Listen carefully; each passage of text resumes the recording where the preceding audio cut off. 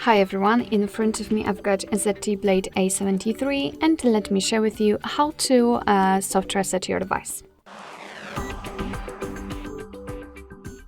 So the soft reset or force restart operation will be useful if for some reason your device stopped working properly, it does not respond to your touches and you'd like to reset the system. All you have to do is to press the power button, which is right here, and press it long enough until you'll see the black screen and then the developer's logo. So let me try to do it. Of course, it will open the assistant feature, but just ignore it. Just keep pressing. As you can see, the device blacked out. I felt the vibration, I can see the developer's logo, so we can release the finger and the device will be restarted right now. Alright, and that will be all. Thank you so much for watching. I hope that this video was helpful, and if it was, please hit the subscribe button and leave the thumbs up.